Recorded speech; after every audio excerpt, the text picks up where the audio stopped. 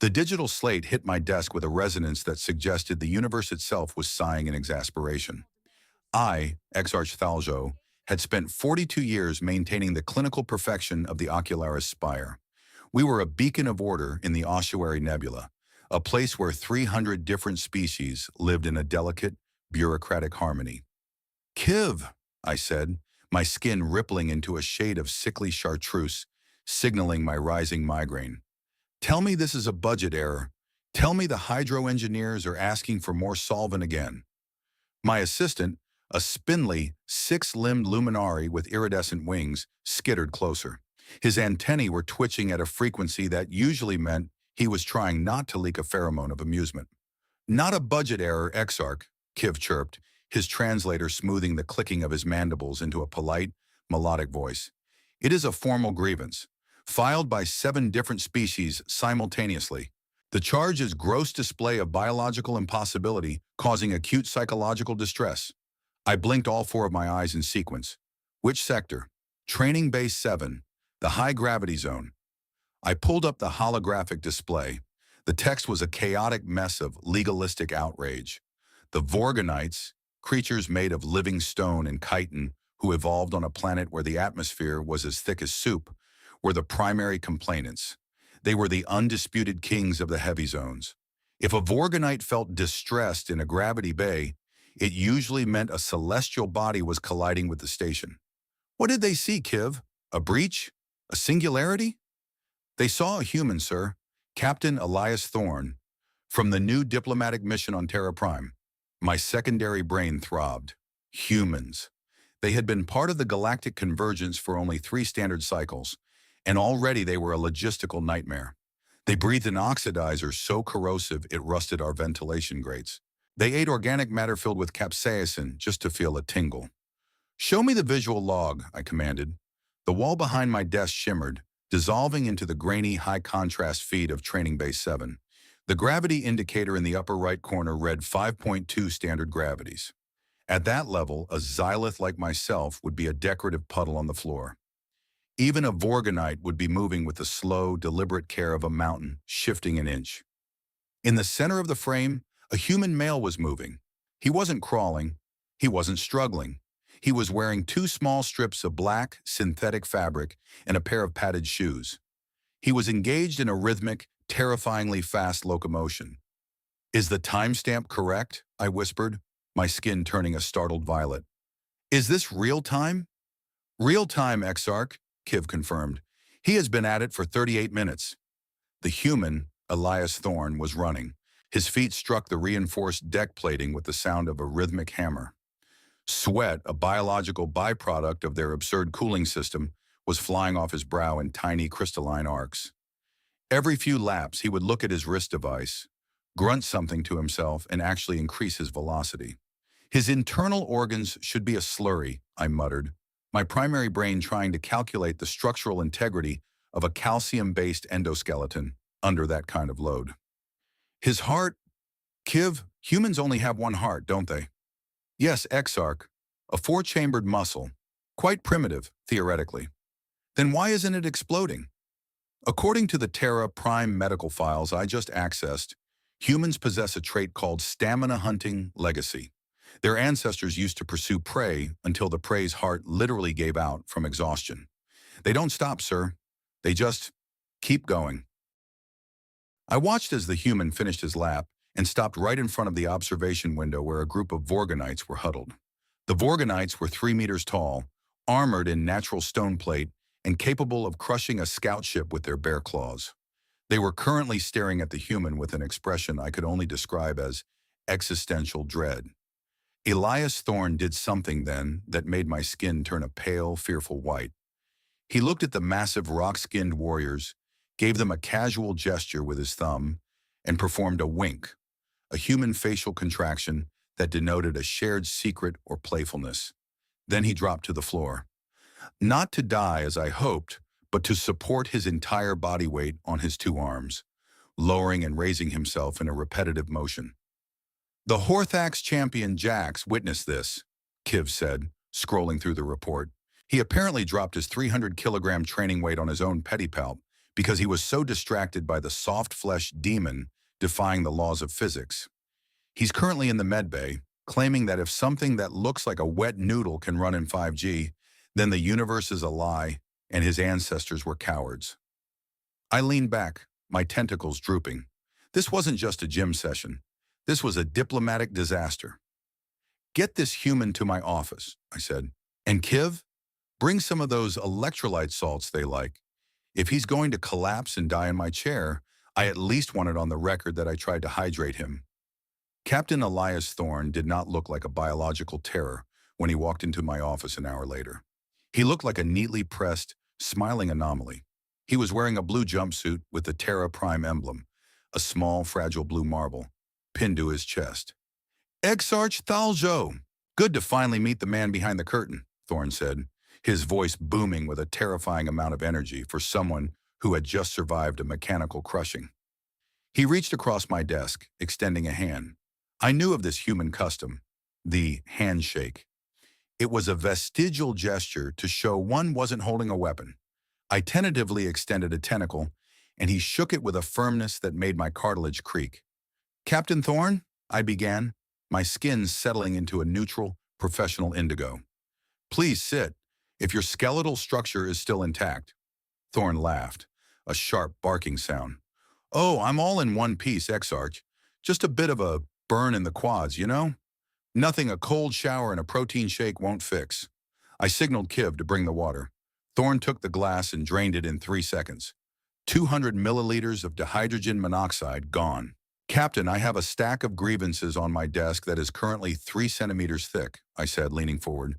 7 species are claiming you have caused them psychological trauma. The Vorganites are demanding an audit of the station's gravity sensors. They believe you were using a personal anti-gravity field. Thorne's smile didn't fade, but it changed. It became something softer, a bit more contemplative. "Anti-gravity? Man, I wish. No, that was all me. 5.2 standard? That's only about 4.1 times Earth gravity. It's heavy, sure, but we've been throwing pilots into centrifuges at 9G for over 100 years just to see when they'd pass out." "But why?" I burst out, my secondary brain unable to remain silent. "Why subject yourself to such voluntary suffering? You are a diplomat. You have robots to carry your luggage. You have shuttles to move your body. There is no logical reason for a sentient being to run in a circle under bone-snapping pressure." Thorne leaned back, crossing his legs. He looked around my clinical, perfectly regulated office. "You guys have a real nice station here, Exarch. It's clean. It's safe. It's quiet. Maybe too quiet. Safety is the goal of civilization, Captain." "Is it?" Thorne leaned in, his eyes, only 2 of them, and so disturbingly mobile, locking onto mine. "Back on Terra, everything wanted us dead. The weather, the predators, even the microscopic bugs in the water. We didn't have claws. We didn't have armor. We just had these," he tapped his temple, "and the ability to outlast the storm." He stood up and began to pace. Even his walking gait was efficient, a testament to millions of years of predatory evolution. "If I stop moving, Exarch, my body starts to think it's over. My bone density drops.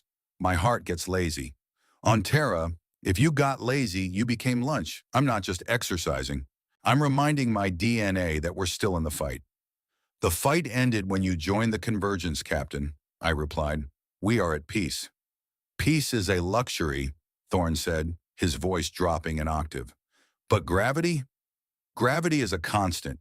It's the one thing in the universe that never stops trying to pull you down. I like to remind gravity that I've got other plans."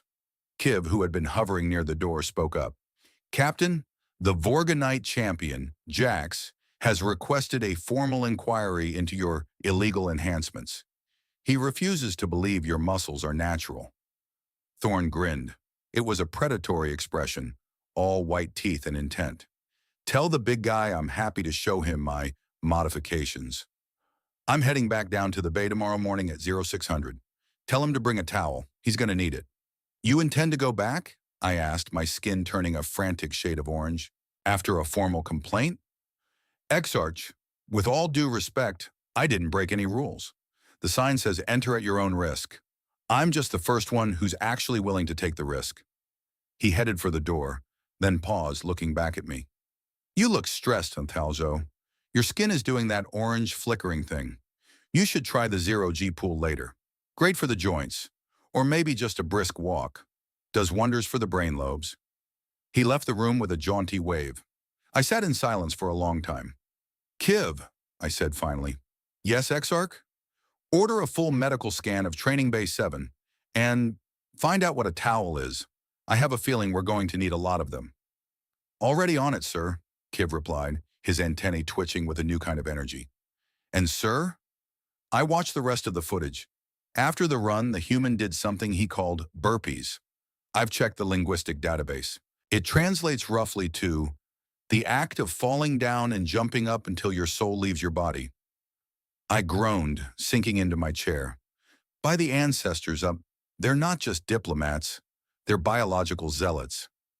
But as I looked at the holographic feed of the empty gravity bay, I felt a strange, uncomfortable prickle in my own tentacles.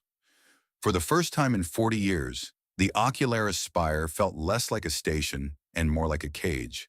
And somewhere, in the dark corridors of the guest quarters, a human was probably preparing to fight the universe again, one lap at a time.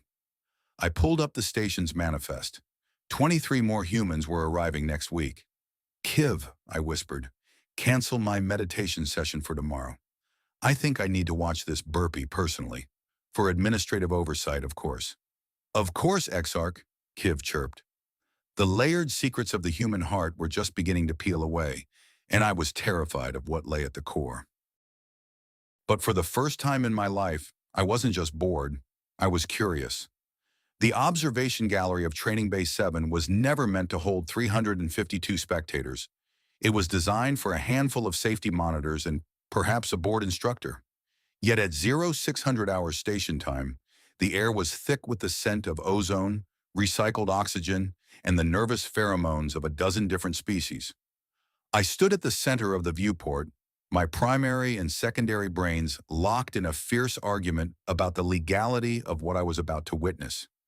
Kiv hovered behind me, his wings buzzing at a frequency that suggested he had spent the night scouring the station archives for insurance loopholes.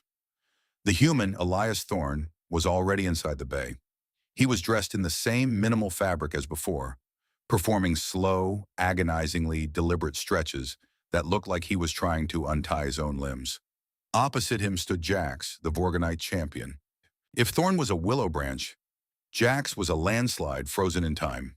The Vorgonite was a towering mass of granite-colored chitin and reinforced plates, weighing nearly 480 kilograms in standard gravity. At 5.2 gravities, he would be a literal ton of walking geological fury. Are we absolutely certain the medical teams are standing by, Kiv? I asked, my skin pulsing a frantic, bruised purple.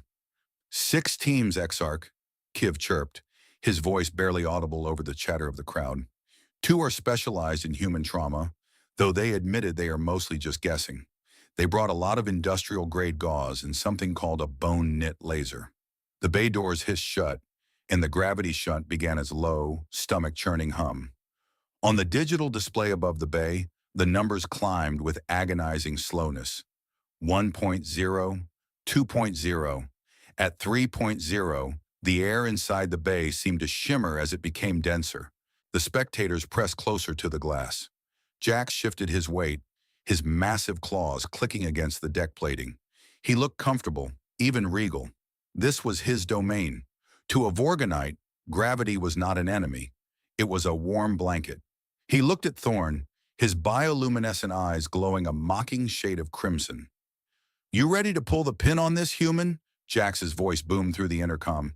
It was thick, gravelly, and filled with the confidence of a predator. Don't want you popping like a ripe fruit before we even get to the heavy lifting. Thorne looked up from a deep crouch. His face was already turning a light shade of red as the pressure mounted. He wiped a bead of sweat from his nose and gave a sharp, jagged grin. Just keep your eyes on the prize, big guy, Thorne replied. His voice was strained, the words coming out in short, controlled bursts. I'm just getting warmed up. Don't go getting cold feet on me now. The indicator hit 5.2 standard gravities. The sound of the station's structural supports groaning echoed through the gallery. In the bay, the human's posture changed instantly. He didn't collapse, but he seemed to settle, his muscles coiling like high-tension springs. His breathing became a rhythmic, heavy rasp, the sound of an engine fighting against a seized piston. Jax moved first.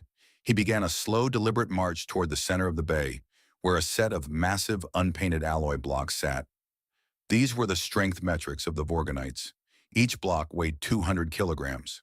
Jax reached down, his massive arms bulging, and lifted two of them with a grunt of effort. He held them aloft, a staggering display of 400 kilograms of dead weight under 5 times gravity. The crowd erupted in a cacophony of clicks, whistles, and roars. Jax looked at Thorn, his eyes burning bright. "Your turn, soft skin," Jax challenged. "Show me the grit you talked about." Thorn didn't look at the blocks. He didn't even look at Jax. He began to run. It wasn't the fast, effortless jog from the day before. It was a brutal, grinding slog. Every step looked like he was pulling his feet out of thick, invisible mud. His heels struck the floor with a sound like a small explosion. His face was no longer red. It was a deep, alarming crimson, and the veins in his neck stood out like thick cords of cable. "What is he doing?" I whispered, my tentacles curling in sympathetic pain. "Why isn't he lifting?" "He is doing exactly what I feared," Kiv replied, his antennae flat against his head. "He is initiating a persistence cycle. He isn't trying to match Jax's strength. He is trying to outlast his biology." 10 minutes passed.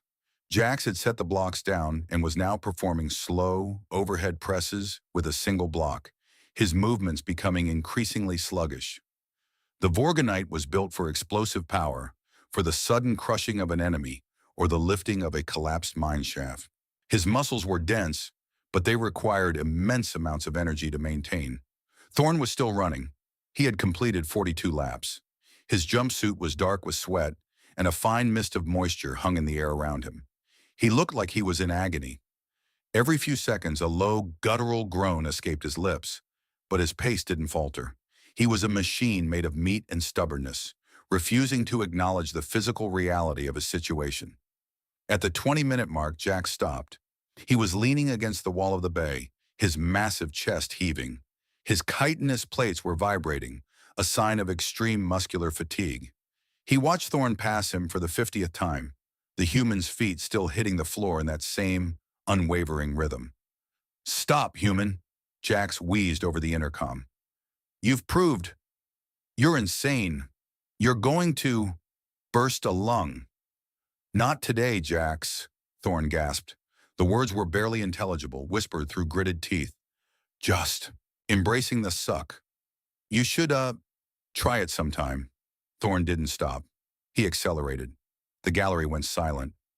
Even the most cynical observers, the trade representatives from the Micron sectors, and the cold, logical Sarkelians, were leaning against the glass, their eyes wide. We were witnessing a biological heresy. A creature with no armor, no secondary heart, and bones that should have been dust was outperforming a titan in its own environment. At 35 minutes, Jack slid down the wall. He didn't fall, but he sat, his massive legs splayed out. He was spent. His internal cooling systems were screaming, a high-pitched whine that we could hear even through the insulated glass. Thorn ran 3 more laps. Then, and only then, did he slow to a walk. He didn't stop abruptly. He paced the perimeter of the bay, his arms raised above his head to open his lungs. He looked like a man who had been through a war and won, though the cost was written in the tremors that shook his entire body. The gravity shunt powered down. The silence that followed was heavier than the 5.2 gravities had ever been. Thorn walked over to Jax. He didn't gloat. He didn't mock. He reached out a hand, the same shaking, sweat-slicked hand that had been through hell, and rested it on the Vorganite's massive shoulder. "Good session, Jax," Thorn whispered. "You've got serious horsepower. We just need to work on your gas tank." Jax looked up at the human, his crimson eyes fading to a dull, respectful amber. He didn't speak. He simply nodded, a slow, heavy movement of his massive head. I stood in the gallery, my skin a swirling mess of confused, admiring colors. I looked at Kiv, whose wings were finally still.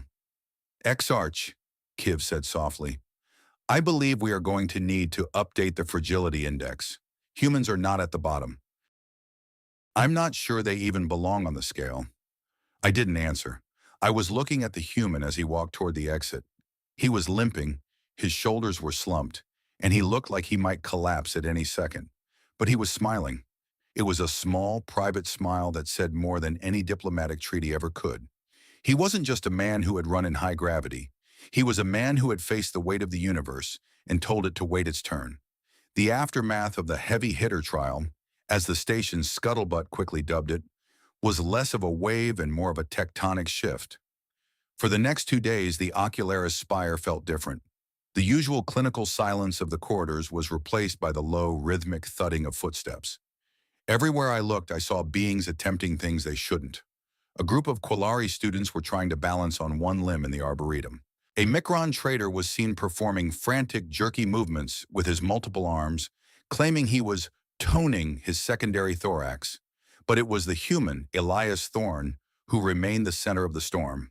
He had become a ghost in the machine, appearing in the commissary to consume staggering amounts of nutrient paste, or seen sitting quietly on the observation deck, staring out at the ossuary nebula with an expression that made my primary brain itch with curiosity. I found him there during the shift change, at approximately 2200 hours. The nebula was glowing a soft, ghostly violet, casting long shadows across the deck. Thorne was alone, his feet propped up on the railing, a small silver flask in his hand. Exarch, he said, without turning around. I can hear your skin changing colors from here. You're thinking too loud. I settled into the seat beside him, my skin smoothing into a respectful, muted indigo. I wasn't here as an administrator tonight. I was here as a witness. The station is in an uproar, Captain, I said, my voice low. You have overturned centuries of biological theory in under an hour.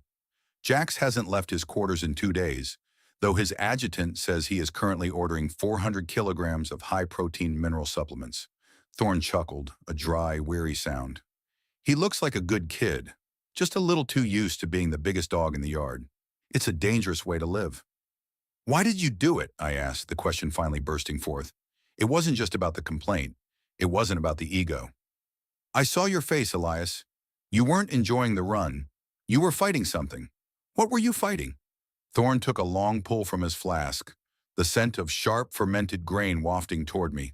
He looked out at the stars, his eyes reflecting the distant, ancient light of the nebula. You ever hear of a place called the Crushing Deep, Exarch? He asked. I searched my databases. No. It was a mining colony on a planet called Viridia 4. Gravity was 6.1 standard. The air was so thick you could practically chew it. We had the best suits, the best structural integrity fields money could buy. I was a junior engineer there, barely 22 years old. He paused, his fingers tightening around the silver flask. One night, the main shunt failed. Not a slow leak, but a total, catastrophic collapse of the localized gravity fields. In 3 seconds, the entire colony went from standard to 6.1. People were flattened where they stood. I was in the gym, actually. I was mid-squat when the lights went out, and the world decided it wanted to meet the floor. My skin turned a sympathetic, horrified gray. How did you survive? I didn't, not really, Thorne whispered. I spent 4 hours pinned under a rack of weights that suddenly weighed more than a shuttle. I listened to my own ribs snapping like dry twigs. I heard the station groaning as the hull started to buckle, but mostly I listened to the silence. No one was screaming because no one could breathe. He looked at me then, and for the first time, I saw the fear that lay beneath the bravado. It wasn't the fear of a coward, it was the fear of someone who knew exactly how fragile life was. I survived because I refused to stay down. I pushed, I crawled, I broke every bone in my hands trying to reach the emergency manual override. When the rescue teams found me, I was half dead, but I was still moving. The doctor said I'd never walk again. My bone density was shot, my heart was enlarged from the strain. He gestured to his legs, his arms, his entire body. So I started training. Not to be a hero, But because I realized that the universe doesn't care about your treaties or your comfort, it's always trying to crush you. If you don't push back, you disappear. Every time I step into that bay, I'm not just running. I'm telling Viridia 4 that I'm still standing. I'm telling the silence that it hasn't won yet. I felt a strange, resonant ache in my own cartilage. For a Xylith, courage was a calculated risk, a move made after all three brains had agreed on the probability of success. But for this human, courage was a defiance of probability itself. It was an act of will that defied the very laws of physics. "Is that why you're here?" I asked. "On the ocularis spire?" Thorne's expression shifted, becoming sharp and professional once again. "Part of it, yeah. But there's something else. You feel that?" He pointed to the floor beneath our feet. I focused my sensory arrays, extending my fine, hair-like cilia toward the deck plating. "I feel the vibration of the life support systems," I said. "The pulse of the fusion core." "No," Thorne said, shaking his head. "Deep down, the low-frequency stuff. This station is built on an ancient silicon husk, isn't it?" "One of the old ones?" I hesitated. "It was classified information, known only to the high exarchs." "Yes, the ossuary remains. They are inert, Captain. They have been dead for millions of years." "Maybe," Thorne said, standing up. "But bones have a way of remembering things. I've been feeling a resonance since I got here. A vibration that doesn't match the station's machinery. It's like a heartbeat, but slower. Much slower." I felt a sudden, icy chill in my secondary brain. "You think the station is reacting to you?" "I think the station is reacting to the fact that something is finally pushing back against it," Thorne said. He tucked his flask into his jumpsuit. "Keep an eye on your sensors, Exarch. The scuttlebutt is that the humans are a disruption. But sometimes a disruption is the only thing that wakes you up before the roof caves in." He started to walk away, his gait firm and steady. "Captain," I called out. He stopped, glancing over his shoulder. "Jax is waiting for you tomorrow morning at 0700. He wants to know if you can teach him how to embrace the suck." Thorne laughed, a genuine warm sound that echoed down the quiet corridor. "Tell the big guy to be ready. We're starting with something called burpees. It's going to be a total smoke show." As he disappeared around the corner, I remained on the deck, my cilia still pressed against the floor. I waited, holding my breath, focusing every ounce of my biological processing power on the deep, dark heart of the ocularis spire. And then I felt it. A pulse. Faint, rhythmic, and impossibly deep. It wasn't the hum of a machine. It was a resonance, a vibration that felt less like technology and more like a long, slow awakening. It matched the rhythm of Thorne's footsteps. It matched the rhythm of his heart. I looked out at the nebula, my skin turning a fearful, shimmering gold. The human had come here to remind himself that he was alive. But in doing so, he might have reminded the station of the same thing. "Kiv," I whispered into my communicator. "Yes, Exarch," the reply came instantly. "I want a full structural scan of the ossuary foundation. Every centimeter. And Kiv, increase the gravitational monitoring in Sector 4. If the human is right, if there is a resonance, we might be looking at a total FUBAR situation before the week is out." "What does FUBAR mean, sir?" Kiv asked, his voice filled with confusion. "I don't know yet," I replied, watching the violet light of the nebula swirl. "But I have a feeling Captain Thorne is about to show us." I stood up, my joints aching in a way they never had before.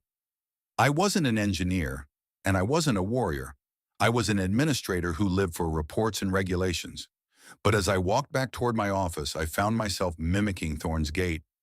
Shoulders back, chin up, feet striking the floor with a newfound intent. The weight of the universe was still there, pressing down on all of us with its silent, indifferent force. But for the first time, I didn't want to hide from it. I wanted to see how far I could walk before the silence tried to take me. I reached my office and sat at my desk, looking at the glowing digital slate of grievances. I didn't delete them. Instead, I began to draft a response. "To the complainants of Sector 7, I wrote, my tentacles moving with a strange, fluid grace. The actions of Lieutenant Elias Thorne have been reviewed and found to be in full compliance with station safety protocols. Furthermore, The administration encourages all residents to observe these sessions. We are all living in a galaxy that is trying to pull us down. Perhaps it is time we all learned how to stand up. I hit the send command and watched as the message disseminated through the station's network. Within minutes, the first replies began to trickle in. Confusion, outrage, and surprisingly, a dozen requests for training times. The wellness plague was spreading. The humans had brought their madness to the Ocularis Spire, and to my horror and delight, the station was catching it. I looked at the clock. 0200 hours. I had 5 hours until the morning session began. 5 hours to prepare for a world where humans ran in 5 gravities and administrators began to question the very nature of their reality. I closed my eyes, and for the first time in my life, I listened to my own heart. It was a small, fragile thing, beating away in the dark. But it was there, and as long as it was beating, I decided I would keep moving. Because as Elias Thorne had taught me, the only thing more dangerous than the crushing weight of the universe was the silence that came when you stopped fighting it. And on the Ocularis Spire, the silence was finally being broken. The resonance from below pulsed again, a little stronger this time, a little more rhythmic. It felt like a promise or a warning. Either way, I realized I wasn't going to face it sitting down. I checked my desk drawer and found a small white fabric square I had requisitioned earlier, a towel. I wasn't entirely sure how to use it yet, but I had a feeling that by 0900 tomorrow I would be very, very familiar with its purpose. The humanistic theme was no longer just a concept in a report. It was a physical sensation, a burn in the muscles, and a fire in the spirit. We weren't just different species living on a station anymore. We were survivors, all of us, learning how to run toward the limits we had spent our lives trying to ignore. And as I drifted into a shallow, restless sleep, I could still hear the sound of Thorne's feet hitting the deck. Thud, thud, thud. The sound of humanity, refusing to be crushed. The sound of the galaxy finally waking up. Everything was 5 by 5, I told myself, using the human slang I had learned from the scuttlebutt. Or at least, it was about to be. The Ocularis Spire turned in the void, a tiny needle of light and stubbornness in a universe of darkness. And inside, a Xylith administrator dreamt of running, while an ancient entity below began to stir in its sleep, moved by the impossible vibration of human bones. The silence was gone. The slog had begun. And for the first time, I couldn't wait to see where the path led. I woke up exactly 4 minutes before my alarm, my heart racing. I didn't feel rested, but I felt ready. I stood up, stretched my tentacles until they creaked, and grabbed my towel. Time to move, I whispered to the empty room. Time to see what this burpee is all about. The door to my quarters slid open, and I stepped out into the corridor, my skin a bright, determined shade of emerald green. The station was waiting. The human was waiting. And the weight of the world? Well, it was just going to have to wait its turn. I made my way toward Training Bay 7, my footsteps echoing in the early morning quiet.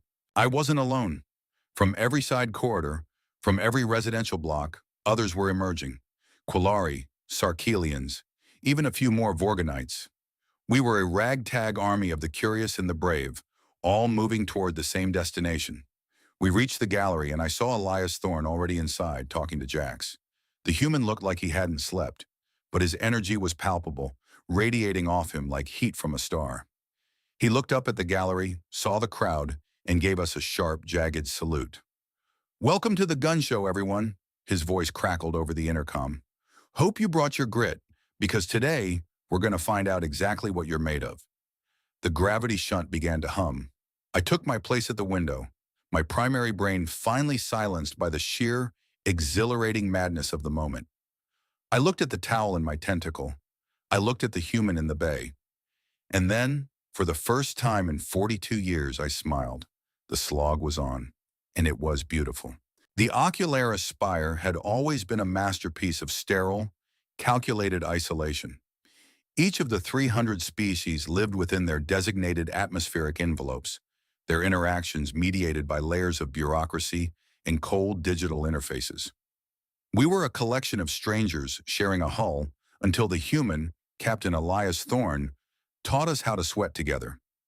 By the start of the fifth week, what I had once dismissed as a minor diplomatic headache had evolved into a full-scale cultural contagion. The Human Institute of Interspecies Grit, as Thorne jokingly called it, had moved beyond the confines of Training Bay 7. Now you could see Quillari students performing lunges in the botanical gardens and Sarkelian analysts timing their breath cycles in the observation lounges. The station's fragility index, once the gold standard for interstellar hierarchy, was being treated like a list of suggestions rather than laws of nature. Exarch, you're late, Kiv chirped as I entered the secondary gymnasium. My assistant was currently suspended from a ceiling beam by 4 of his 6 limbs, performing what Thorne called pull-ups. His iridescent wings were tucked tight against his thorax, and his antennae were quivering with an intensity that signaled a high level of endorphin release. My skin rippled into a weary shade of lavender. I have 48 reports on my desk, Kiv. 3 of them involve the Micron trade delegation complaining that our new mandatory movement breaks are disrupting their negotiations. Tell them to check their ego at the door, Kiv replied, dropping to the floor with a graceful click of his mandibles. That's what Jax told the Horthax High Priest this morning when he tried to skip his squat set. I sighed, looking around the room. It was 0700 hours, and the air was already thick with the scent of effort. In the center of the room, Elias Thorne was leading a group of 20 volunteers through a series of stretches. Beside him stood Jax, the Vorgonite champion. The massive stone-skinned warrior was no longer wearing his ceremonial armor. Instead, he wore a custom-fabricated set of human athletic gear that made him look like a very muscular, very confused mountain. "All right, folks, listen up," Thorne's voice boomed, cutting through the low hum of the station's environmental systems. "Today isn't about the numbers. It isn't about how much weight you can move or how many laps you can clock. Today is about the burn. That little voice in the back of your head that tells you to quit, that's your lizard brain trying to keep you safe and small. We're here to tell that lizard to shut up and color." Thorne spotted me and gave me that sharp, jagged grin. "Exarch, good of you to join the party. I was starting to think you were going to puss out on us." "I am an administrator, Captain," I replied, my skin turning a defensive shade of indigo. "I am here for oversight." Thorne walked over, his movements fluid and efficient. He clapped a hand on my shoulder, a gesture that no longer made me wince, though my cartilage still gave a quiet protest. "Sure you are, Thaljo, but oversight works better when you're down in the dirt with the troops. You look like you've been sitting in that chair too long. Your skin is looking a bit dusty." I looked at my tentacles. He wasn't wrong. The vibrant hues of my youth had faded into a dull, administrative gray. "What is the dirt in this scenario?" I asked warily. Thorne pointed to a flat, padded mat. "Simple mobility work. We're going to find out just how many ways a Xylith can bend before he breaks. Don't worry, Jax is going to spot you." The idea of a 1,000-kilogram Vorgonite spotting me was enough to turn my skin a terrified shade of orange, but I found myself moving toward the mat anyway. There was something intoxicating about the atmosphere in the room. It wasn't the competitive, aggressive energy I had expected. It was something else, a shared sense of vulnerability. Here in the gym, the trade representatives and the engineers were all the same. We were all struggling. We were all uncomfortable. We were all humanizing. For the next 60 minutes, I discovered muscles I didn't know I possessed. I learned that my tentacles were capable of sustaining tension in ways that made my secondary brain scream for mercy. Thorne moved through the group like a ghost, offering corrections, shouting encouragement, and using a vocabulary that was at least 10% military slang. "Stay frosty, Lasara. Keep those lungs open," Thorne shouted at a Quillari student who was struggling with a balance pose. "Embrace the suck, people. It's only pain. Pain is just weakness leaving the body." I found myself holding a position Thorne called a plank, my body vibrating with the effort. My skin was cycling through colors so rapidly it looked like a malfunctioning neon sign. Beside me, Jax was performing the same movement, his massive stone plates grinding together with a sound like a slow-motion rock slide. "Exarch," Jax grumbled, his voice a low vibration in the floor. "My ancestors would have me executed for this." "Mine too, Jax," I wheezed, my tentacles shaking. "They believed in the efficiency of minimal effort. They were wrong, Jax replied, his crimson eyes glowing with a strange, fierce light. There is a strange honor in this. The human, he does not fear the weight. He welcomes it. Thorn walked by and gave Jax a solid pat on his chitinous back. Looking solid, big guy. You're becoming a real PT animal. As the session ended, Thorn didn't let us leave immediately. He made us sit in a circle on the floor, a mix of species, forms, and sizes. The room was quiet, save for the heavy breathing of 30 beings. Look at yourselves, Thorn said, his voice dropping to a quieter, more serious tone. 6 weeks ago, half of you wouldn't even share an elevator with the other half. You were too busy looking at the fragility index or worrying about your diplomatic standing. But today, you all bled the same, you all sweated the same, and you all survived the same hour of hell. He looked around the circle, his eyes lingering on each of us. The universe is a big, cold, heavy place. It's always trying to find a way to crush you, whether it's through gravity or politics, or just the slow rot of being too comfortable. But when you push back, when you choose to be uncomfortable, you remind the universe that you're still here. You remind each other that you're in this together. I felt a resonance in my chest that had nothing to do with the station's engines. It was a realization, a bearing of the soul that was both terrifying and beautiful. We had spent our lives building walls of safety and protocols, only to find that those walls had become our prisons. Thorn hadn't just taught us how to run, he had taught us how to be brave enough to be fragile. However, as the group began to disperse, the resonance I had felt in Chapter 4 returned. But it was no longer a faint pulse. It was a low, subsonic vibration that made the water in the hydration dispensers ripple in perfect, concentric circles. Thorn felt it too. He stopped mid-sentence, his head tilting to the side like a predator catching a scent on the wind. Exarch, he said, his voice sharp and devoid of humor. You still got those structural sensors running? Yes, Captain, I replied, my skin turning a wary shade of green. Kiv is monitoring them around the clock. Tell him to check the foundation of Sector 4, right now. That wasn't a gravity flux. That was a shift. A shift? I asked. The ossuary is solid rock, Elias. It doesn't shift. Thorn didn't answer. He was already moving toward the door, his athletic jumpsuit forgotten. I followed him, my aching tentacles suddenly forgotten in the face of a rising sense of dread. We reached the command center 5 minutes later. Kiv was hunched over the holographic display, his wings buzzing so fast they were a blur. Exarch! You need to see this, Kiv shouted, his voice cracking with panic. Sector 4 just experienced a massive spike in localized gravity. It hit 8.4 gravities for 3 seconds, then dropped to 0.2. 8.4, I whispered, my heart rate spiking. That would have crushed anyone inside. The sector is currently on lockdown, Kiv continued, his hands flying over the interface. But we have a problem. The primary gravity shunt has seized. It's stuck in an uncontrolled feedback loop. If we don't shut it down manually, the entire sector is going to experience a gravity collapse within the next 30 minutes. Thorn leaned over the display, his eyes narrowing as he studied the structural schematics. Where is the manual override? Sub-level 6, Kiv replied.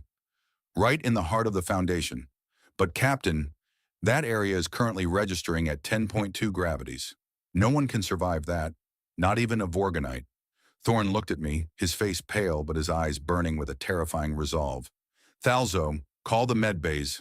Tell them to get every portable trauma unit to Sector 4. Now.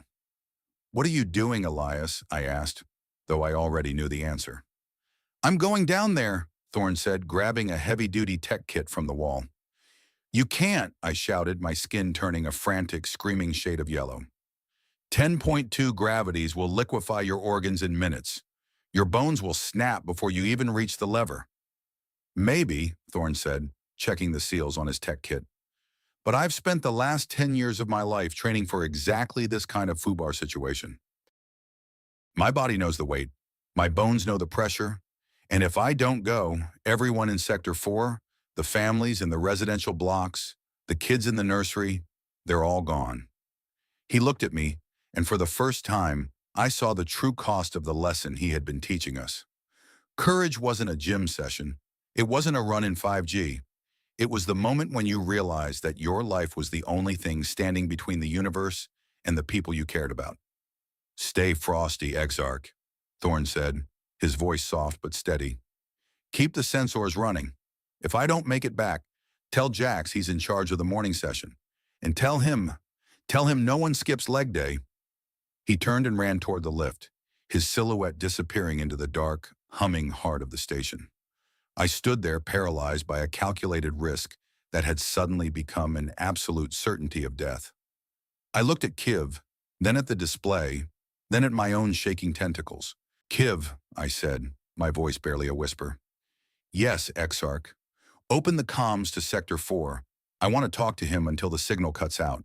And then I did something that violated every regulation in the Galactic Convergence Handbook. I left the command center.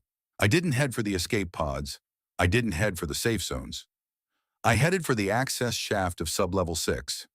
Because Elias Thorne was right. The universe was trying to crush us. And if the human was going to stand up to it, I wasn't going to let him do it alone. The turning point had arrived. The Ocularis spire was waking up, and its heartbeat was a crushing weight that threatened to pull us all into the abyss. The cost of our safety was being measured in the resonance of human bones, and as I reached the elevator, I realized that I wasn't just an administrator anymore. I was a participant, and I was terrified. The descent into Sub-Level 6 was like falling into a nightmare made of lead and iron. As the elevator car plunged past the residential tiers, the station's environmental hum was replaced by a deep, bone-rattling groan. The structural stabilizers were screaming, a high-pitched metal-on-metal screech that made my secondary brain want to retreat into a state of catatonic shock. The gravity indicator inside the car began to climb. 1.5, 2.0, 3.5. At 4.0, I felt my body begin to betray me. My tentacles, which had felt so strong in the gymnasium only an hour ago, were suddenly useless appendages, pinned to the floor by an invisible, relentless hand. My vision began to narrow, the edges of the car blurring into a gray haze as the blood was pulled away from my sensory nodes. "Exarch, do you read me?" Kiv's voice crackled through my internal comm link, distorted by the massive electromagnetic interference of the failing shunt. "The spike is accelerating. Sub-level 6 is now at 11.1 gravities. You have to turn back." "The car won't hold." I couldn't answer. Every breath was a Herculean effort, a battle between my diaphragm and the crushing weight of the air itself. My skin was a dull, bruised black, the color of a xylith whose internal systems are failing. The elevator car shuddered violently and came to a grinding halt.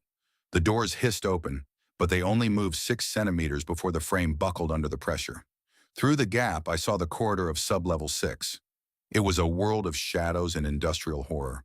The emergency lights were flickering a dim, rhythmic red, casting long, distorted shadows across the buckling deck plating. And in the center of that corridor, 50 meters away, was Elias Thorne. He was on his hands and knees. His blue jumpsuit was torn at the shoulders, and his skin was a terrifying shade of purple-gray. I watched as he tried to move one hand forward. It was a slow, agonizing process. He would lift his hand a few centimeters, his muscles bulging and quivering, only for the gravity to slam it back down against the floor with a sound like a gunshot. "Thorne!" I tried to shout, but all that came out was a wet, wheezing sound. The human's head snapped up. His eyes were bloodshot, and a thin trail of red was leaking from one of his ears. He looked at the elevator, saw me pinned to the floor, and his face twisted into an expression of pure, unadulterated fury. "Thalzo! Get out!" Thorne roared, the sound more of a growl than a human voice. "The car is gonna pancake." I managed to move one tentacle, hooking it into the gap in the elevator doors. I pulled, my cartilage screaming in protest, until I had managed to drag my torso out of the car and onto the deck of the corridor. The gravity here was a physical wall. It felt like being buried under a mountain of wet sand. "I won't leave you," I wheezed, my skin flickering with a desperate, dying gold. Thorne didn't respond. He turned back toward the end of the corridor, where the primary gravity shunt sat behind a reinforced blast door. The manual override lever was located on the far side of the shunt, another 30 meters away. I watched him begin to crawl. It was the most horrific and beautiful thing I had ever seen. Elias Thorne was no longer a man. He was a manifestation of pure will. Every centimeter of progress cost him a piece of himself. I heard his collarbone snap, a sharp, sickening crack that echoed through the groaning corridor. He didn't stop. He didn't even scream. He just gritted his teeth, his breath coming in short, bloody gasps, and dragged his broken body forward. He was a stamina hunter. He was a creature of Terra Prime. He was a being whose ancestors had run across burning deserts and frozen tundras until their prey had nothing left but the silence. And now he was hunting the gravity itself. The station groaned again, a deep, resonant sound that seemed to come from the very bones of the ossuary below. The deck plating beneath Thorne began to glow with a faint, bioluminescent light, the same violet hue as the nebula outside. The ancient entity was no longer just waking up. It was screaming. "Kiv!" I managed to trigger my comms. "What is happening?" "The shunt is feeding off the ossuary's latent energy." Kiv's voice was a frantic blur of noise. "It's creating a localized singularity. Exarch, the gravity is hitting 12.5. The structural integrity of the sublevel is at 4%. You have 60 seconds before the floor gives way." Thorne was 10 meters from the lever. He was flat on his stomach now, his legs useless behind him. He was pulling himself forward using only his hands and his chin, his fingernails leaving deep, bloody furrows in the metal deck. I watched as he reached the base of the shunt. He looked up at the manual override lever, which was positioned 2 meters above the floor. In 12 gravities, 2 meters was an impossible distance. It might as well have been on the moon. "Elias." "No," I whispered, tears of blue ichor leaking from my eyes. Thorne looked at the lever. Then he looked back at me. He gave me a bloody, terrifyingly confident wink. "Embrace the suck, Exarch," he croaked. And then the absolute madman began to stand up. It was a slow, mechanical process that defied every law of biology I knew. He braced his broken hands against the vibrating casing of the shunt. I watched his bicep muscles literally tear beneath his skin, the fibers snapping under the impossible load. I heard his spine groan, the vertebrae grinding together. His knees began to straighten, his legs shaking with a violence that threatened to shatter his femurs. He was standing. He was standing in 12 gravities. The air around him seemed to warp, the light bending as the gravity reached its breaking point. Thorne reached out a hand, his fingers clawing at the air, centimeters away from the lever. His eyes were wide, the pupils blown out, his entire face a mask of agony and defiance. He wasn't fighting for a report. He wasn't fighting for a promotion. He was fighting for the screaming children in Sector 4. He was fighting for Jax. He was fighting for me. With a final guttural roar that shook the very foundations of the ocularis spire, Thorne lunged upward. His hand closed around the lever. He didn't pull it. He let his own collapsing body weight do the work. As he fell, the lever clicked into the off position. The sound that followed was deafening. It wasn't an explosion, but a sudden, violent release of tension. The gravity didn't just drop, it vanished. For a split second, we were in 0G, our bodies floating upward into the red-lit shadows of the corridor. Then the emergency stabilizers kicked in, and the world settled back into a steady, comfortable 1.0 gravity. The silence that followed was absolute. I fell back against the deck, my body a mass of bruised, aching cartilage. I struggled to my feet, my skin a pale, shaking shade of white. I looked toward the shunt. Elias Thorne was lying in a heap at the base of the machine. He wasn't moving. His jumpsuit was soaked in blood, and his limbs were bent at angles that made my heart stop in unison. "Elias!" I screamed, stumbling toward him. I reached him and fell to my knees, my tentacles hovering over his broken body. He was cold. His breathing was so shallow I could barely see his chest move. "Kiv, I need a medical team in sub-level 6. Now, I have a casualty." I looked at Thorne's face. His eyes were closed, his expression finally peaceful. The mask of fury was gone, replaced by the quiet dignity of a man who had given everything he had to give. I reached out and took his hand. It was cold and the bones felt like crushed glass beneath the skin. But as I held it, I felt a faint, rhythmic pulse. Thud, thud, thud. He was still here. The stamina hunter was still in the fight. The medical team arrived 3 minutes later, led by Dr. Helleth and a squad of Vorgonite orderlies. They moved with a frantic, professional efficiency, cutting away Thorne's jumpsuit and applying stabilization fields to his shattered limbs. "Exarch, you need to step back," Dr. Helleth said, his voice grave. "His internal injuries are catastrophic. We need to get him to the high-intensity trauma unit immediately." I didn't move. I watched as Jax, the stone-skinned giant, knelt beside the human. The Vorgonite's crimson eyes were filled with a grief so profound it seemed to vibrate in the air. He reached out a massive, gentle claw and touched Thorne's forehead. "You ran the long race, human," Jax whispered, his voice a low, mournful rumble. "We will not let the silence take you." They lifted Thorne onto a graviton stretcher and disappeared into the elevator. I remained in the corridor, alone in the red-lit shadows of sub-level 6. I looked at the floor. I saw the bloody furrows Thorne's fingernails had left in the metal. I saw the dent in the deck plating where he had forced himself to stand. And then I looked at the manual override lever. It was bent. The solid alloy bar had been twisted by the sheer force of a human's desperate grip. I leaned against the wall, my skin turning a deep, contemplative shade of forest green. I looked at my own tentacles, bruised and shaking, but still intact. I had survived because I had followed a madman into the dark. I had survived because I had learned that courage wasn't the absence of fear, but the ability to act while the universe was trying to crush you. The turning point was over, but the resonance remained. As I made my way back to the lift, I felt the station beneath my feet. The ossuary was quiet now. The ancient entity had settled back into its million-year slumber, pacified by the sacrifice of a being that shouldn't have been able to stand. I reached the command center and found Kiv waiting for me. He looked at my battered body, his antennae drooping in sympathy. "Exarch," he said softly, "Sector 4 is safe. The structural integrity has stabilized.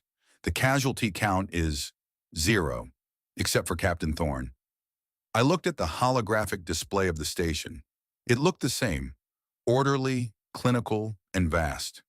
But it wasn't the same. The ocularis spire had changed. We had all changed. "Kiv," I said, my voice steady for the first time in hours. "Yes, Exarch? Draft a message to the Galactic Council. Tell them that the interspecies wellness program on ocularis spire is no longer an experiment. It is a mandatory requirement for all station personnel." Kiv's wings buzzed in surprise. "Mandatory, sir." "Yes," I replied, looking out at the Ossuary Nebula. "Because we are living in a galaxy that is trying to pull us down. And if we don't learn how to stand up, then we don't deserve the stars." I sat in my chair, the same chair that had once felt like a throne of administrative comfort. It felt different now. It felt like a responsibility. I pulled up the file on Elias Thorne. I looked at the data points, the medical records, the history of a species that refused to stop running, and then I added a single note to the bottom of the file. Subject, Elias Thorne. Status, the most dangerous being in the galaxy. Reason, he doesn't know how to quit. I closed the file and looked at the clock. 0300 hours. 4 hours until the morning session. I picked up my towel, which I had dropped during the descent. It was covered in grime and xylith ichor, but I didn't care. I folded it neatly and placed it on my desk. Tomorrow I would go to the gym. Tomorrow I would lead the session. And tomorrow we would all learn how to run, even if our bones were screaming. Because the silence was gone. The resonance was ours now. And as long as a single heart was beating on the ocularis spire, we were going to keep moving. The weight of the universe was still there, pressing down on all of us. But for the first time, I knew exactly what to do with it. I was going to embrace the suck, and I was going to do it with a smile. The humanistic theme had been tested in the fires of sub-level 6, and it had come out tempered and unbreakable. We weren't just a collection of strangers anymore. We were a tribe. We were a pack. We were a species of survivors, led by the ghost of a man who had taught us that the only limit that mattered was the one we refused to accept. I looked at my skin. It was no longer gray. It was a vibrant, defiant shade of emerald. The slog had only just begun, and I couldn't wait for the next lap. I stood up, walked to the observation window, and watched the stars. They looked closer now. They looked like they were waiting for us. And somewhere, in a high-intensity trauma unit, I knew that Elias Thorne was dreaming of his next run. I smiled and the universe smiled back. Or maybe it was just the gravity.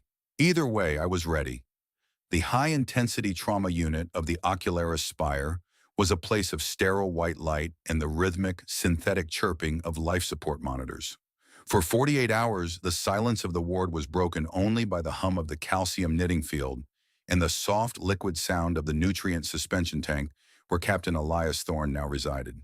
He looked less like a biological terror and more like a collection of broken parts being meticulously glued back together by a team of bewildered alien doctors. I stood by the observation glass, my skin a muted, sorrowful shade of charcoal. Beside me, Doctor Helith was reviewing a three-dimensional projection of Thorne's skeletal structure. It was a chaotic map of fractures, 206 bones, nearly 70% of which had sustained some level of structural failure. "I've never seen anything like it, Exarch," Helith whispered, his four eyes blinking in a slow, rhythmic pattern of disbelief. Based on the force load he endured, his internal structure should be dust.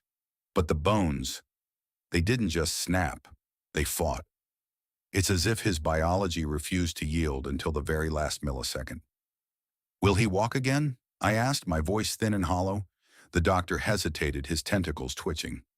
If he were a Xylith or a Sarkelian, I would say no. But this is a human. His body is already beginning to adapt. The bone density in his legs is actually increasing in response to the trauma. It's a process they call remodeling. He's essentially rebuilding himself to be stronger than he was before. But the cost, the neurological strain of standing in 12 gravities. We won't know the extent of the damage until he wakes up. I looked at the human in the tank. He was suspended in a pale blue gel, his eyes closed, his face peaceful. It was hard to reconcile this fragile, broken being with the man who had roared at the universe in sublevel 6. He had paid the ultimate price for our safety, and yet the station was already moving on. Or rather, it was moving with him.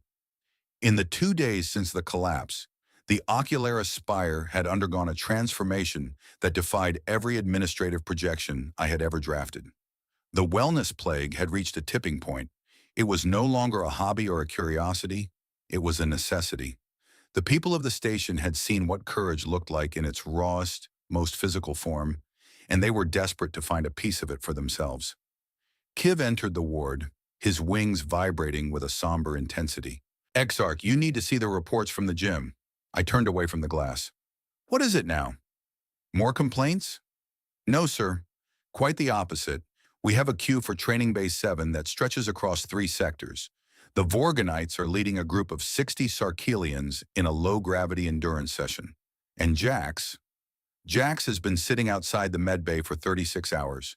He refuses to leave." I walked out to the waiting area and found the Vorganite champion exactly where Kiv said he would be. Jax was huddled in a corner, his massive stone plates casting long, jagged shadows against the wall. He looked smaller somehow, his crimson eyes dimmed to a flicker of somber light. "Exarch," Jax rumbled as I approached. The sound was like 2 boulders grinding together. "Jax," I said, resting a tentacle on his cold, chitinous arm. "You should rest. The human wouldn't want you sitting here in the dark." "The human taught me that the dark is where the real work happens," Jax replied, his gaze fixed on the doors to the trauma unit. He didn't go down to sub-level 6 because he wasn't afraid. I saw his eyes, Thaljo. He was terrified. His skin was the color of a dying star. But he went anyway. "He did," I agreed. "I used to think being a warrior was about how much you could crush," Jax said, his voice dropping to a low, mournful vibration. "But Thorne, he showed me that being a warrior is about how much you can carry. I've lived 340 years, and I've never seen a creature as stubborn as that meat sack." I sat down beside him, my skin turning a sympathetic shade of indigo. We were a strange pair, a Xylith administrator and a Vorgonite titan, both anchored by the memory of a human's defiance. "He's going to make it, Jax," I said, trying to convince myself as much as him. "Humans are like weeds. You can't just pull them up. They have a way of taking root in the cracks." Jax let out a dry, rattling sound that might have been a laugh. "I hope so, because he still owes me a rematch. He told me I was soft in the middle. I'm going to show him just how hard a Vorgonite can get when he's been embracing the suck for a week." I left Jax in the corridor and returned to my office, but I couldn't focus on the digital slates. The resonance from the Ossuary Foundation had settled into a steady, low-frequency hum. It wasn't threatening anymore. It felt like a background noise, a shared heartbeat for the entire station. I pulled up the station-wide comms and began to draft a message. I didn't think about the council's regulations or the diplomatic implications. I thought about the bloody furrows in the deck of Sublevel 6. "Attention all personnel," I wrote. "In honor of the sacrifice made by Captain Elias Thorne, the Ocularis Spire will be hosting the first annual Intergalactic Persistence Games. This will not be a competition of strength or speed. It will be a test of grit. Each participant will be challenged to face their own limits, to move when they want to stop, and to find the courage to be uncomfortable. We are a station of 300 species, but for the next 7 days we will be a station of one mind. We will not be crushed." I hit send and leaned back in my chair. For the first time in my career, I felt like I was doing something that mattered. The response was instantaneous. The trade representatives, the engineers, the janitorial staff. They all responded with a fervor that was almost religious. The human protocol had become our new social contract. 3 days later, the miracle happened. I was in the middle of a meeting with the Sarkelian Trade Council when Kiv burst in, his wings buzzing so fast he was practically humming. "Exarch! He's awake!" I didn't apologize to the Sarkelians. I didn't even gather my slates. I ran. I reached the trauma unit and found Dr. Helleth standing by the tank. The blue gel was being drained, and Elias Thorne was being lowered onto a medical bed. His eyes were open, clear, bright, and disturbingly intelligent. He looked at me as I entered, and a small, weak smile touched his lips. "Hey, Exarch," he croaked, his voice sounding like it had been dragged through a gravel pit. "You look like 10 kilograms of space debris in a 5-kilogram bag." "Elias," I said, my skin turning a brilliant, joyous shade of emerald. "You're alive." "Barely," Thorne whispered, trying to move his hand. "Everything hurts. My bones feel like they've been replaced with angry bees." "That's the remodeling," Helleth said, adjusting the pain suppression field. "You've undergone more physical transformation in 5 days than most species do in a lifetime." Thorne looked at the ceiling, his breathing shallow but steady. Did it hold? The sector?" "It held," I said, stepping closer. "0 casualties. You saved them all, Elias." Thorne closed his eyes for a moment, a look of profound relief washing over his face. "Good. That's solid copy." He looked at me again, his gaze sharpening. "I hear footsteps. Lots of them. Is there a riot?" "No," I said, gesturing to the viewport that looked out over the main concourse. "It's the games. The station is training, Elias. They're all running. They're all pushing back." Thorne's smile widened, becoming that sharp, jagged grin I had grown to admire. "No kidding? The big guys? The rockheads?" "Especially the rockheads," I said. "Jax has been your shadow for 5 days." Thorne chuckled, then winced as the movement agitated his ribs. Tell him to keep his 6 covered. I'm coming back for that rematch.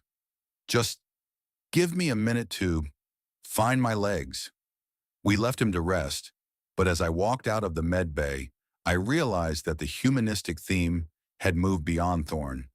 It was no longer his story alone. It was ours. He had been the anchor that held us steady while the storm passed, but now we were learning how to be our own anchors. The transformation was painful, yes. It required us to acknowledge our fragility, to admit that we were afraid, and to choose to act anyway. But as I looked out at the thousands of beings moving in unison across the station, I knew we would never go back to the clinical, sterile isolation of the past. We were the ocularis spire. We were the survivors. And we were just getting started. The morning of the intergalactic persistence games broke with a clarity that the ocularis spire had never known.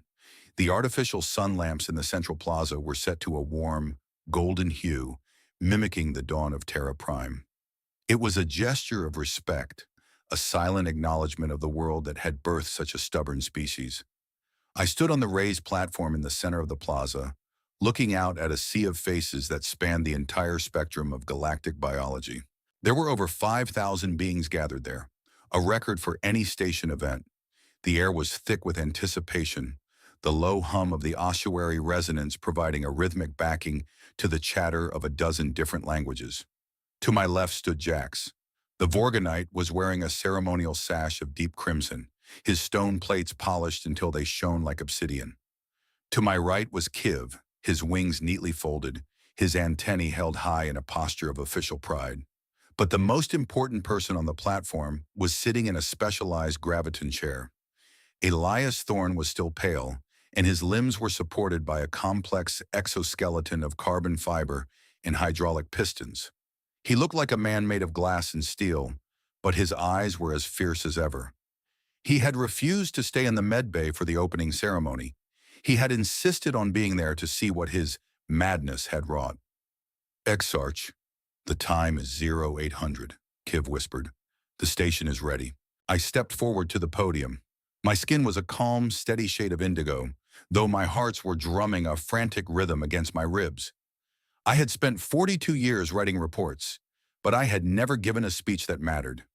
Citizens of the Ocularis Spire, I began, my voice amplified by the station's broadcast system. 6 weeks ago, a human arrived on this station. He didn't come with a fleet or a treasury.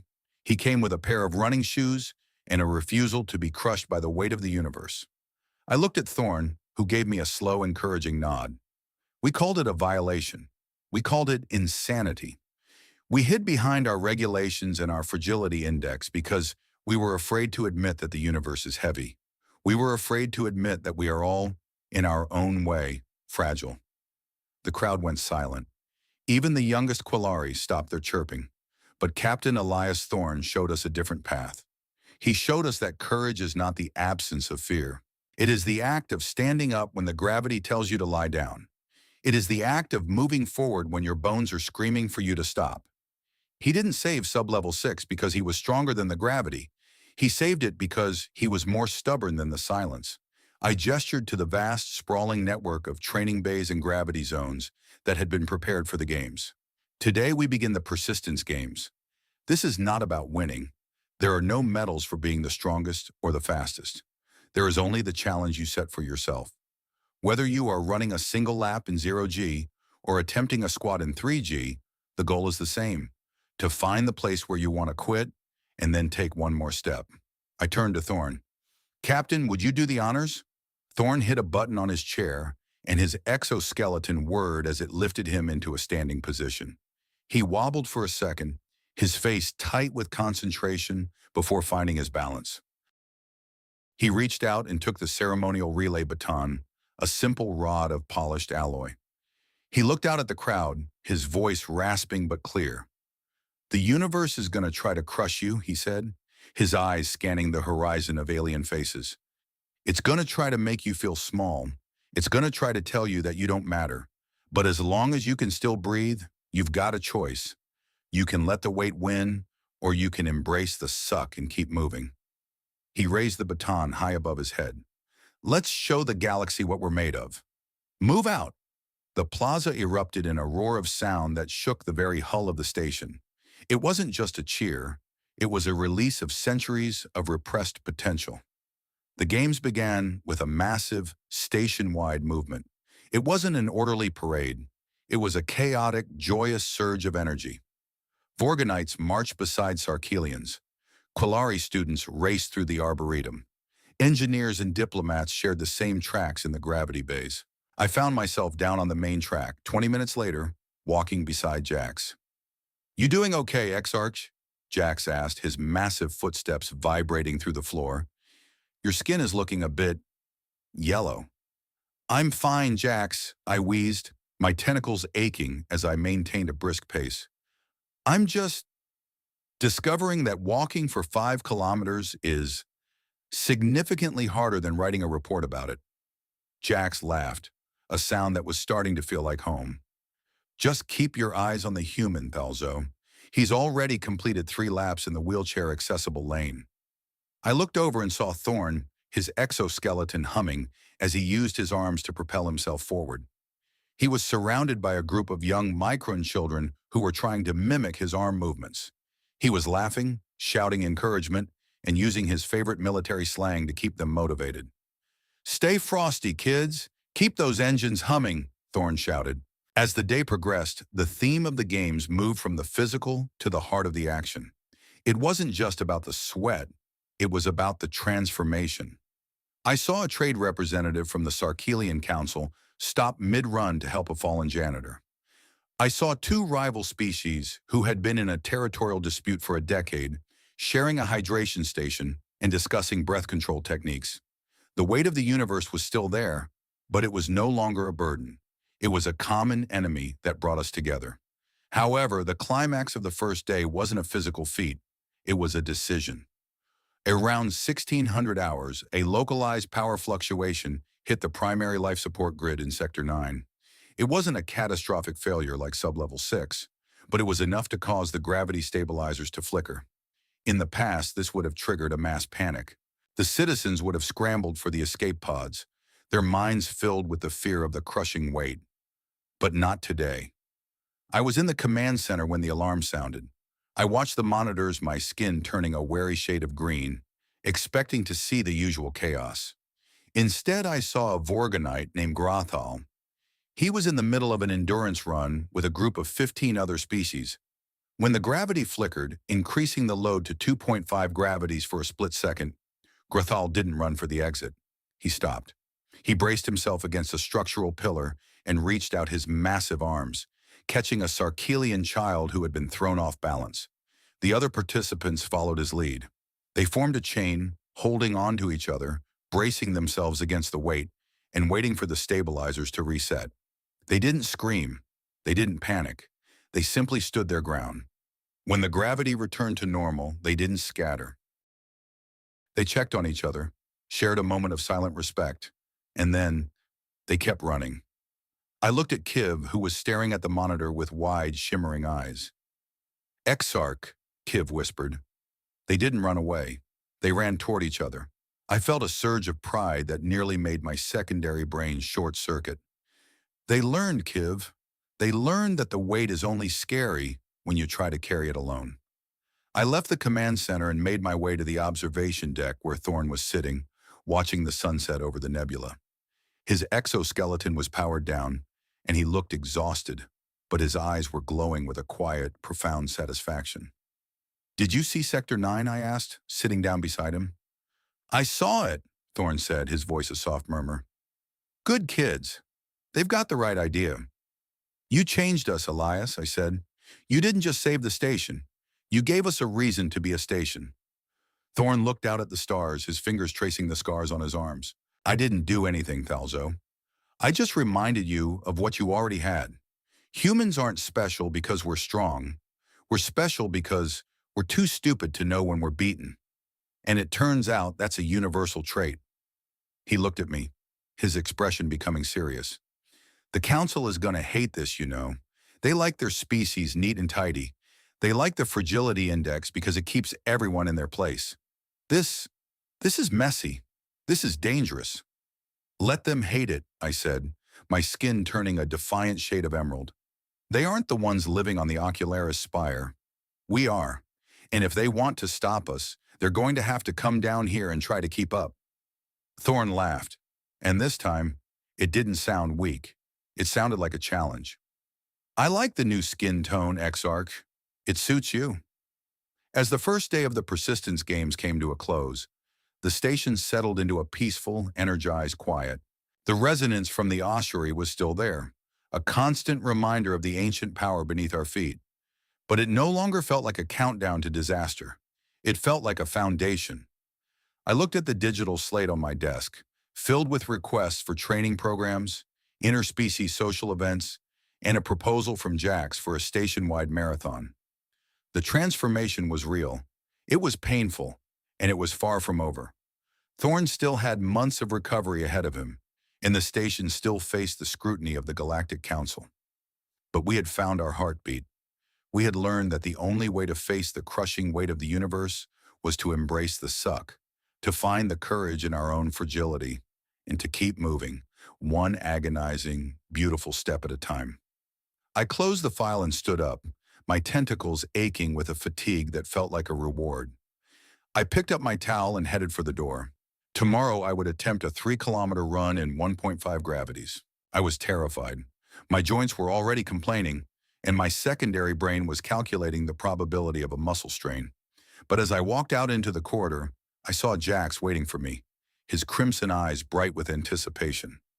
"You ready, Exarch?" Jax asked. I looked at the stone giant, then at the flickering light of the nebula, then at the memory of a human standing in 12 gravities. "Stay frosty, Jax," I said, giving him a sharp, jagged wink. "I've got other plans for gravity."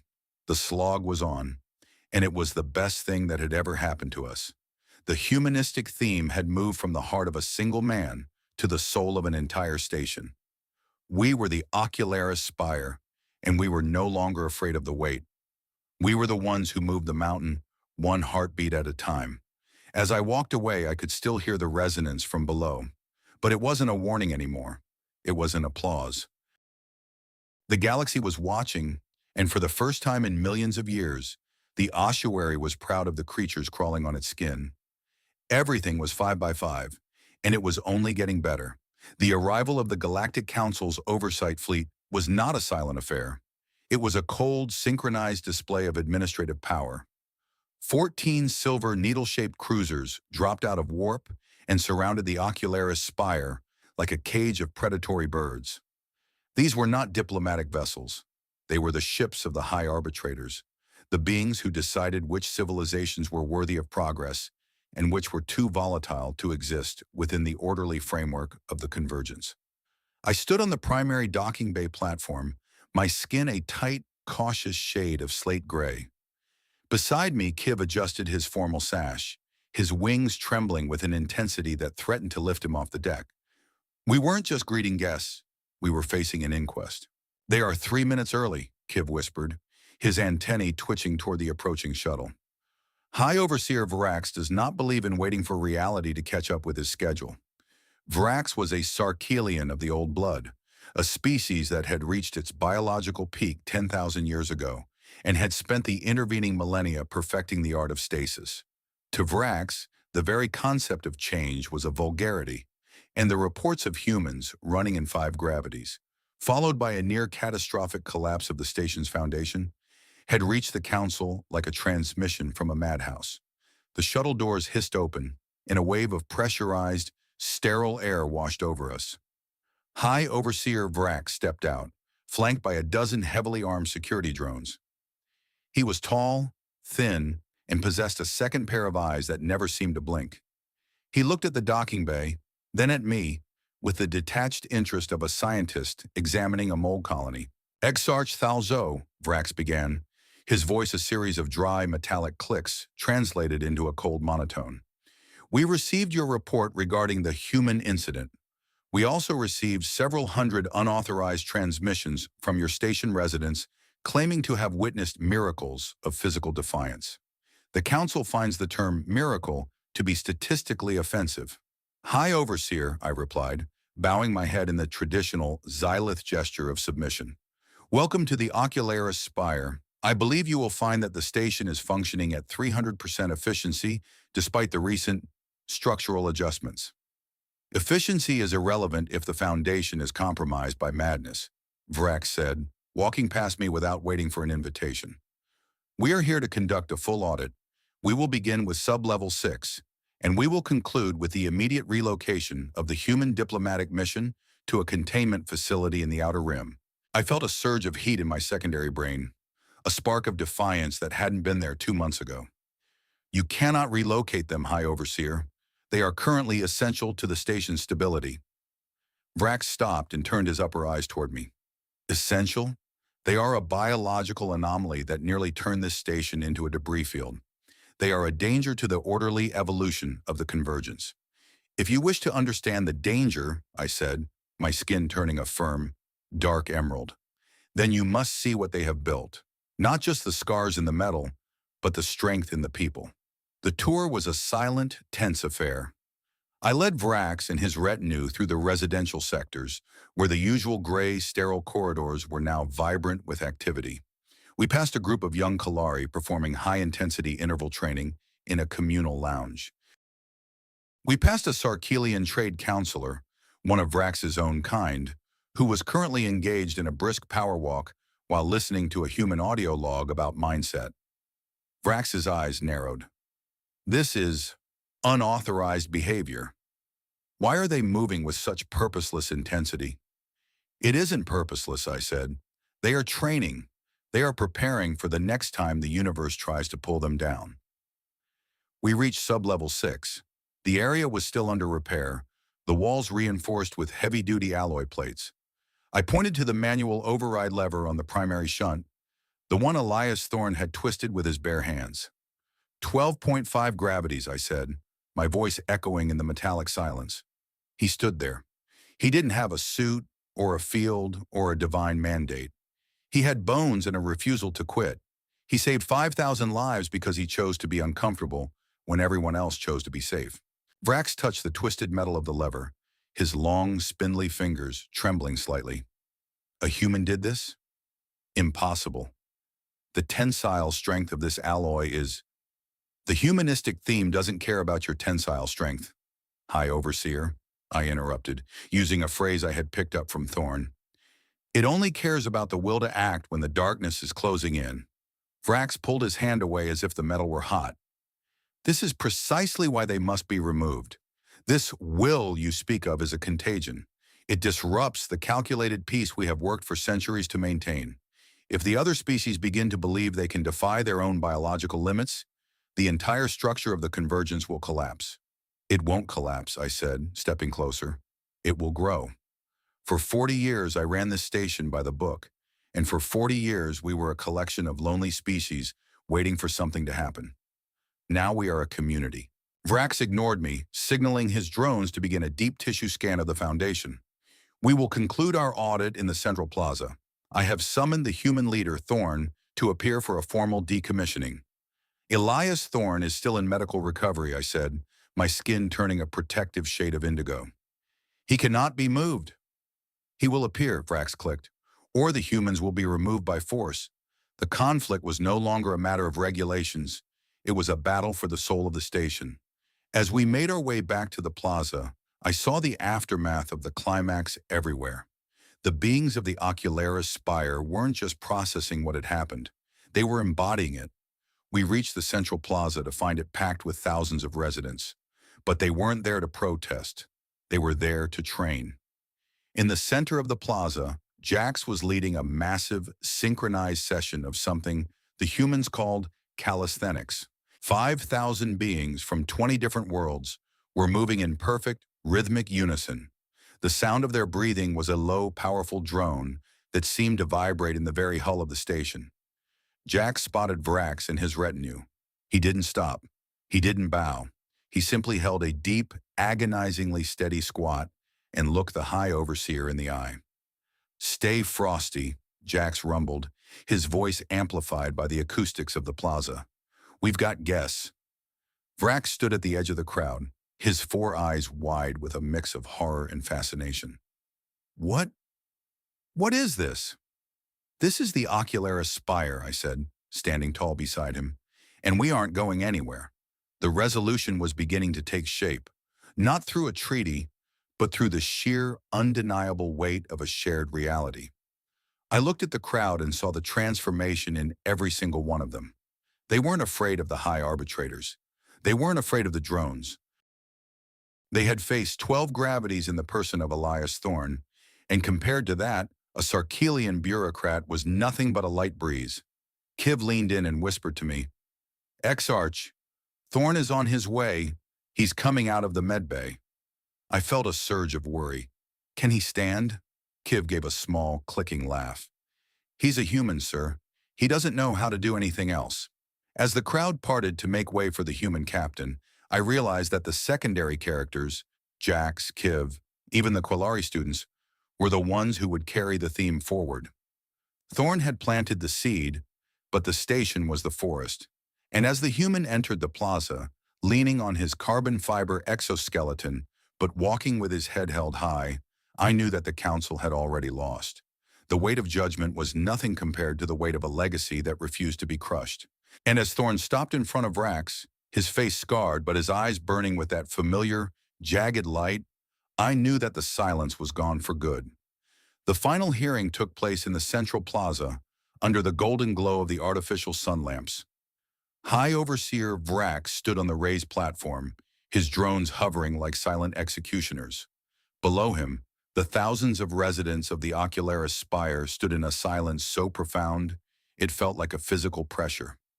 Elias Thorne stood at the base of the platform. His exoskeleton hummed softly, a mechanical heartbeat that echoed in the quiet air. He looked tired, yes. His skin was pale, and there were tremors in his hands that the stabilizers couldn't quite mask. But he was standing, and in this galaxy, standing was everything. Captain Elias Thorne, Vrax began, his voice echoing through the plaza. You are charged with the unauthorized disruption of station physics, the psychological endangerment of 7 protected species, and the near-total destruction of a council asset. Thorne didn't blink. Guilty as charged, he said, his voice raspy but firm. I also skipped a few reports and probably broke a dozen diplomatic protocols. You want my badge, or should I just hand over my running shoes? The High Overseer ignored the sarcasm. Your presence on this station is a catalyst for instability. We have determined that the human species is biologically incompatible with the stable evolution of the convergence. You possess a persistence trait that is inherently predatory. You do not adapt to the environment. You force the environment to adapt to you. That's a fancy way of saying we're stubborn, Thorne said, giving a small, weary grin. But look around you, Varax.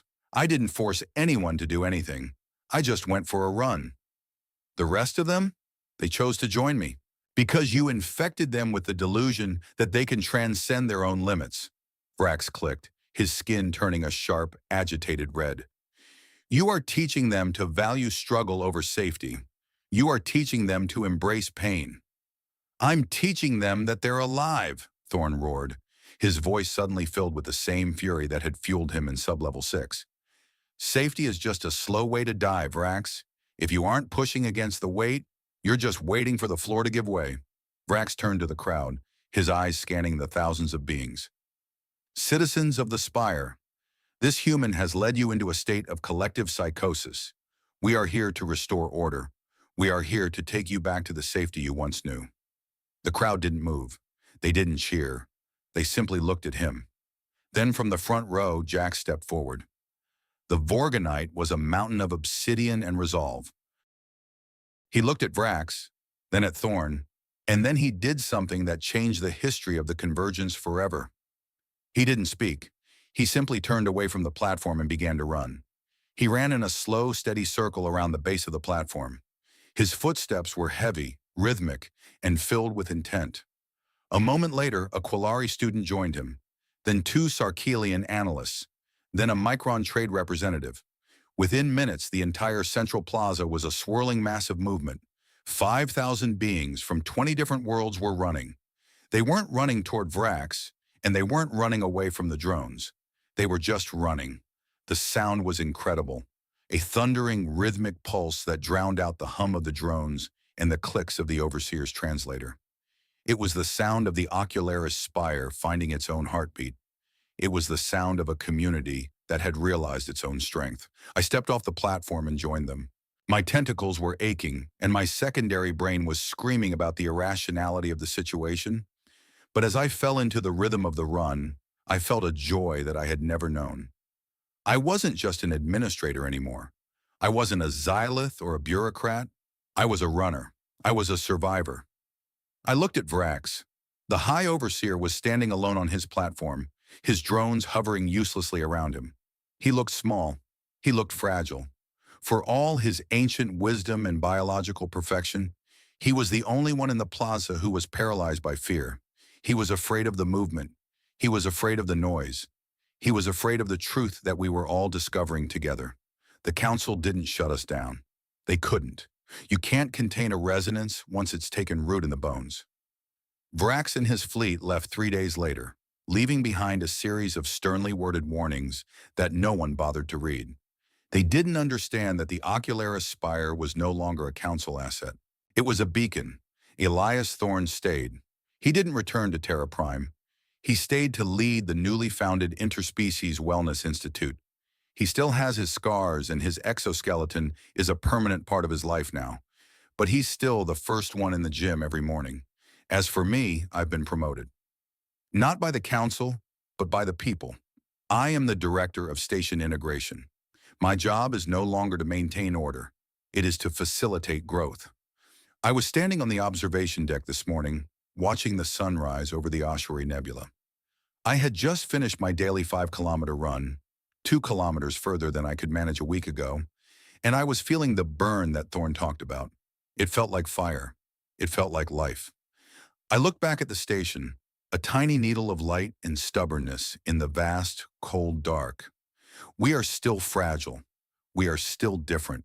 And the universe is still trying to crush us, but we are no longer afraid of the weight. I looked at my tentacles, now a vibrant, healthy shade of emerald, and I realized how much I had changed. I wasn't the same being who had received that first complaint 60 days ago. I had been remodeled, just like Thorne's bones. I had been broken down by the truth and rebuilt into something stronger, something more enduring. I took a deep breath of the recycled, ozone-scented air and smiled. The long run was just beginning, and for the first time in my life, I wasn't worried about the finish line. I was just enjoying the pace. I spent nearly 50 standard cycles believing that my purpose was to minimize the impact of the universe on the lives of those under my care. I thought safety was a measurable quantity, a state of being that could be achieved through the careful application of regulations and the avoidance of all unnecessary stress. I lived my life in a clinical gray, afraid of the colors that came with risk and the resonance that followed struggle. But as I look back on the journey that began with a human running in 5 gravities, I realized that I was not living. I was merely enduring. I was a curator of a museum of the stagnant. It took the sight of a creature made of soft flesh and fragile bone, defying the very laws of physics, to show me that life is not found in the absence of weight, but in the decision to stand against it. I have learned that we are all built with hidden reservoirs of strength, architectural wonders that only reveal themselves when the pressure becomes unbearable. I have learned that the differences between us, the number of hearts we have, the density of our skin, the language of our thoughts, are nothing compared to the shared capacity for grit. We are all survivors of the same cold galaxy, and we are all capable of finding the beauty in the burn. I used to fear the silence of the void, but now I know that as long as we keep moving, as long as we keep pushing back, the silence will never have the final word. We are the resonance, we are the defiance, and we are finally together. I have spent my career managing the lives of thousands, yet it was one man's refusal to lie down that taught me how to truly stand. I often wonder, as I watch the stars turn in the dark, what invisible gravity is currently holding you back? Is it a fear of failure, a comfort that has become a cage, or a limit you accepted because someone told you it was a law of nature? If you were to step into the bay today and embrace the suck for just one more lap, what part of your own soul would you finally discover? The corridor was quiet as I headed back toward my office, but it wasn't the silence of the past. It was a living quiet, filled with the potential for the next heartbeat. I passed Training Bay 7 and saw the lights were already on. Inside, I could hear the rhythmic thud, thud, thud of someone running. I adjusted my towel over my shoulder, felt the solid, aching strength in my tentacles, and stepped through the door to join them. The slog was on, and it was beautiful.